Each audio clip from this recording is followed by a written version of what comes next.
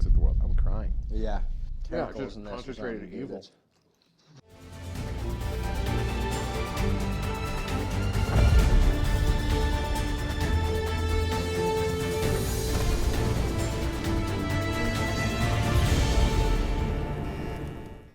Hi, welcome to Hot Ones. My name's Arlo Macias. I'm your host today, and we are with the infamous Mr. Dunlap. Quite a known name here on campus. You know, very highly recommended candidate for this position. So, This position? yes, this position. Yes, exactly. Good. Well, how are you feeling about these spicy wings and these spicy questions? More nervous about the questions than the wings. I don't allow myself to be on camera often, but when Tommy Groover asks, you say yes. Yeah. So I'm relatively confident about the wings. Good. Well, Yeah.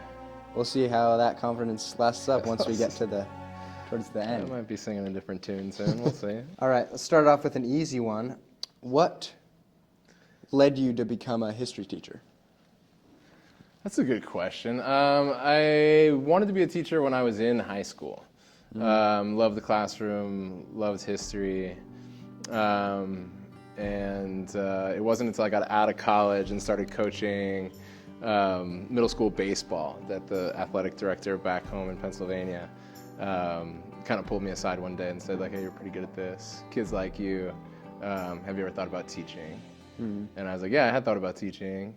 And she's like, all right, if you ever wind up doing it, let me know and I'll get you in. And so she got me in teaching Council Rock Holland Middle School, where I got started with my my mentor, Carl, who's become like a close friend at this point. And it went well, and here we are. Great. I say we break into the first wing. How about All right.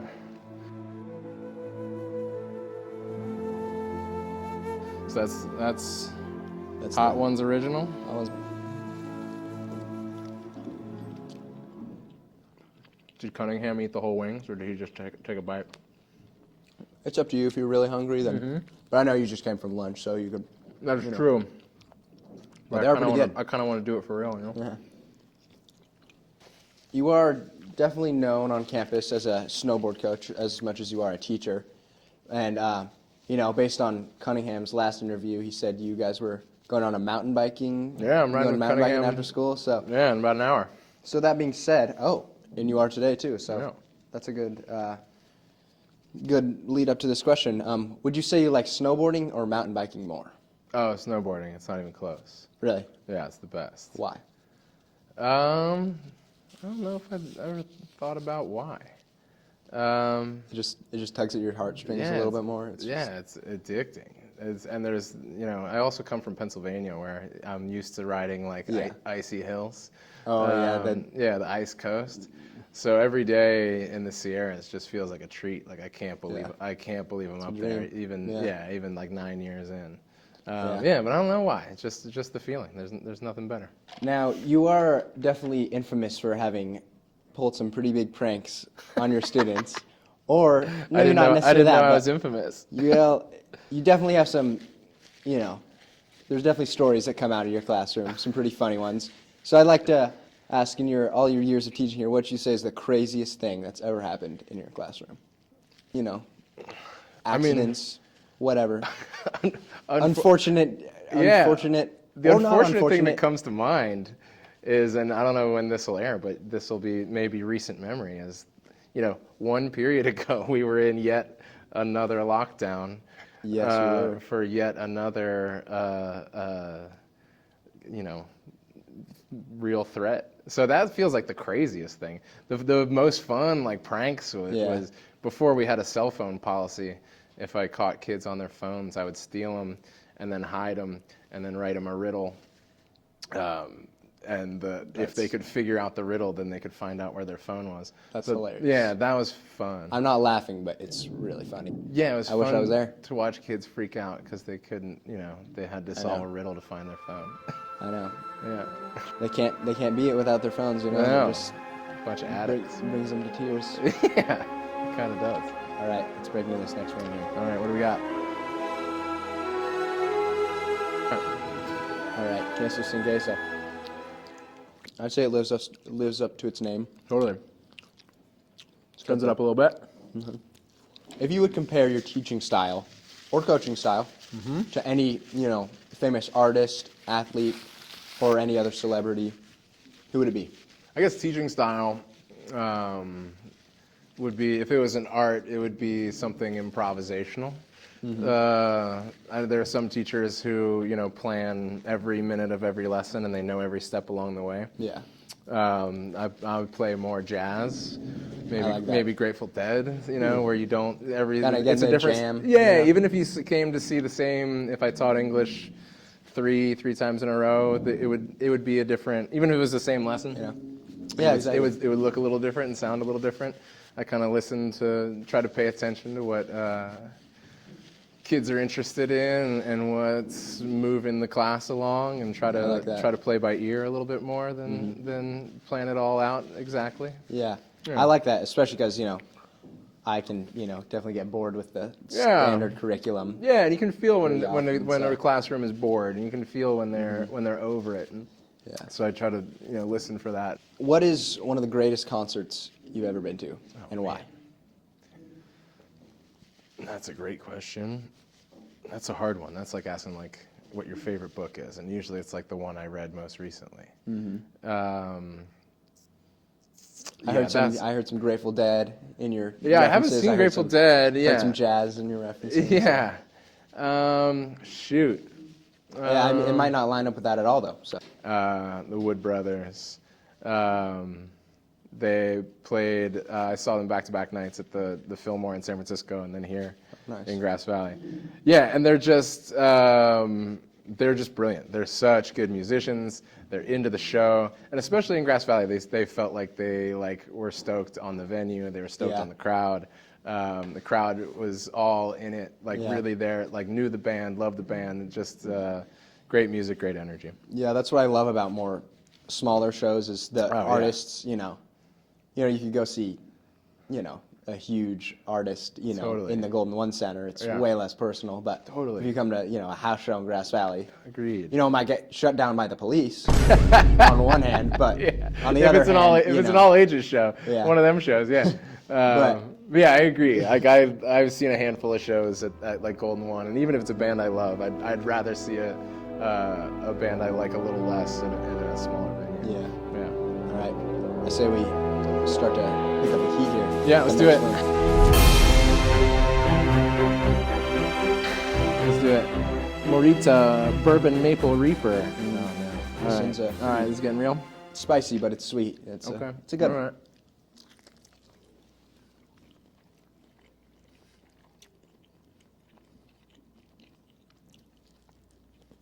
Yeah, pretty good.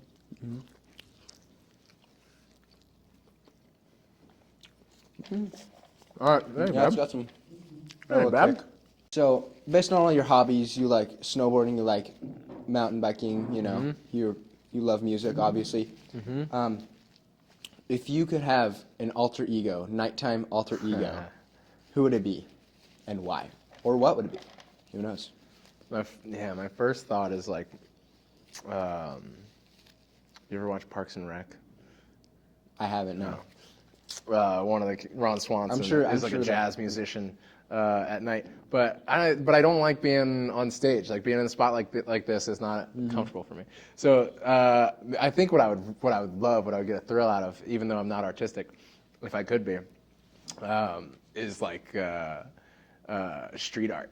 Something, like some light vandalism, but some tasteful light vandalism, sneaking around at night with some spray paint and making statements. Who's that guy? That Banksy? British guy, Banksy. Yeah, the famous one. He's a legend. Dude. If I had that kind of talent, I'd be doing some Banksy stuff. No one knows who he is either. Exactly. He's a I like it that way. I don't like. I would like to not be no one to know except who I want to know. Yeah. All right, I say we go to bomb time.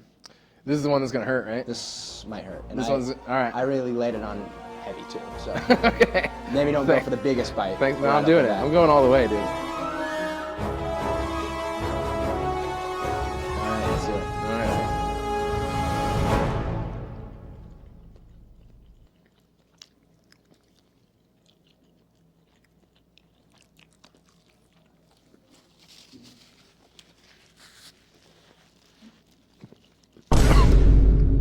There it is. Now we're doing it. It took a second, but Oh, yeah. Yeah, it's building. that's got a little. Yeah, that's part of humanity's worst instincts. Yeah, that's. Yeah, just peeking in there. Oh, that's that sticks with you a little bit. That's awful. All right, next question. All right, so I know you have a lot of students who really love you, and you've probably been the favorite teacher of a lot of kids. That's kind of you to say. So, out of all your years teaching here, who would you say is the most memorable class of students? Oh, man. That's hard to say. There's been a lot. Have at the milk and the water if I'm you. going to try not. I'm going to try to...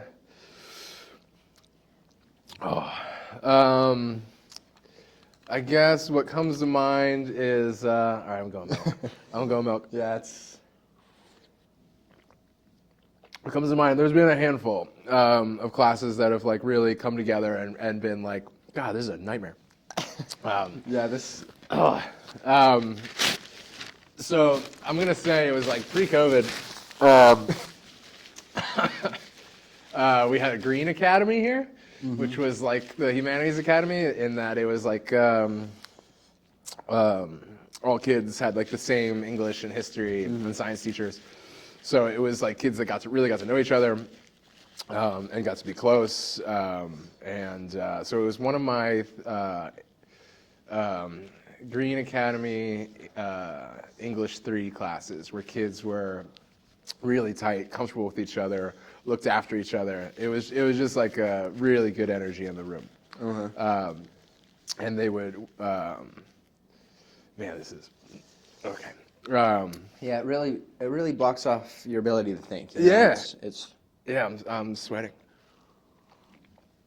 But yeah, that was a great one, and that was with like when Mr. Buck was still here and when Miss Langle was still here. So it had like a family feel. I'll just say that about it.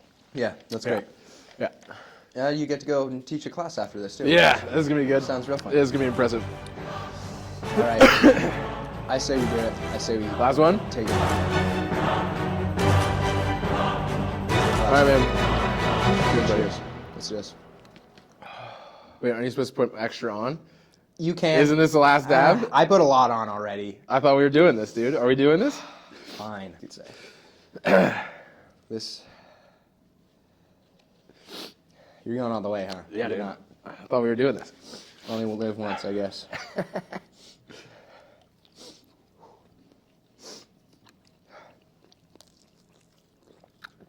That's not good at all.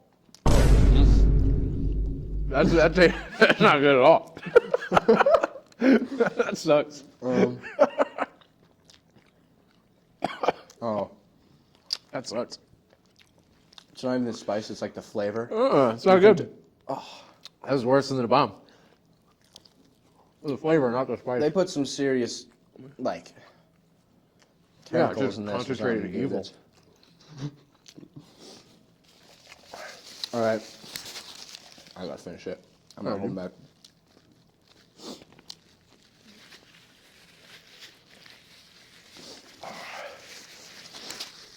All right, let's do it. Last question. You're obviously a history teacher. I know you love your literature. So I'm sure you appreciate history in general. But if you could have any, give me a second. I'm sorry. If you could have any historical figure throughout all of time come and speak in front of your class, who would it be and why? Historical figure? Yeah. Can I choose an author? Yep, anyone. Oh my God, I'm just wet. I think I would pick Kurt Vonnegut. He kind of bridges the gap of English and history. So, great American author, but he was also a World War II vet. He was there for like the firebombing of Dresden. Oh, wow. How you feeling, man? I feel like I'm getting firebombed right now. So. Exactly. But he's just, an author that kind of shapes my worldview. and I use a lot of his work in both English and history. And he just lived a very full and interesting life. Yeah. And even though he saw some of the most horrible things that humanity was capable of, like he was there for one of the greatest atrocities in human history, but he still finds a way. His characters are humane and understandable. What I like about him, there are no villains in his stories. Everyone is human and can be understood. Yeah. I think that I appreciate the way he looks at the world. I'm crying. Yeah. Oh. All right. I think this brings us to the end of our show. All right. Why don't you tell all these cameras what you got going on in your life right now? Yeah. Not a lot, man. Looking forward to summer break coming up. This is my camera. Either one. All of them. All your cameras. They're all on you. Yeah. Blew it out last year in Europe, so this year I'll be around Tahoe, riding bikes, running trails, swimming lakes, and then back to my beloved East Coast to see family and friends. Sounds great. Yeah, so I'll see y'all out in Tahoe National Forest. All right. Well, thank you for being here. Yeah. It was a pleasure. Thanks for doing it with me. Of course, even though it was last minute. And yeah. Have fun with 8th period right now. It's going to suck. All right, let's do it. All right. Man. Thanks for having me. Yeah. Thank you. Course, thanks. Oh.